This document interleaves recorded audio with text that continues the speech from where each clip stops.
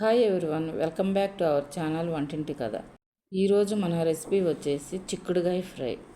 చిక్కుడుగాయని clean చేసుకొని peel తీసి ముక్కలుగా కట్ చేసుకొని పక్కన పెట్టుకోవాలి. ఇప్పుడు స్టవ్ వెలిగించుకొని కళాయి పెట్టుకొని 4 టేబుల్ స్పూన్స్ ఆయిల్ వేసుకోవాలి. ఆయిల్ హీట్ అయిన తర్వాత ఎండుమిరపకాయలు, ఆవాలు, జీలకర్ర, పచ్చిశనగపప్పు వేసుకొని తాలింపు దినుసులు చిటపటలాడిన తర్వాత కరివేపాకు వేసుకోవాలి. తాలింపు మొత్తం వేగిన తర్వాత 1/2 కిలో చిక్కుడుకాయలకి 2 పెద్ద ఉల్లిపాయలు కట్ చేసుకుని వేసుకోవాలి. ఉల్లిపాయ ముక్కలు వేగి గోల్డెన్ బ్రౌన్ కలర్ వచ్చిన తర్వాత ముందుగా క్లీన్ చేసి పెట్టుకున్న చిక్కుడుకాయల్ని తాలింపులో వేసేసుకోవాలి. రుచికి సరిపడా సాల్ట్ వేసుకొని మొత్తం ఒకసారి తిప్పుకొని మూత పెట్టుకోవాలి.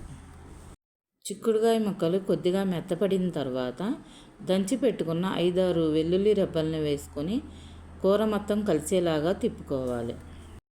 2 నిమిషాల తర్వాత 1/2 స్పూన్ పసుపు, 1/2 టేబుల్ స్పూన్ ధనియాల పొడి, 1/2 టేబుల్ స్పూన్ జీలకర్ర పొడి వేసుకోవాలి. కారం వేసే క్లిప్ మిస్ అయిందండి. 1 టేబుల్ స్పూన్ కారం వేసుకొని కూర మొత్తానికి మసాలాలన్నీ పట్టేలాగా కలుపుకొని 2 నిమిషాలు మూత పెట్టుకోవాలి. 2 నిమిషాల తర్వాత 1 టేబుల్ స్పూన్ ఎండు కొబ్బరి పొడి వేసుకొని కర్రీ మొత్తానికి కలిసేలాగా తిప్పుకోవాలి.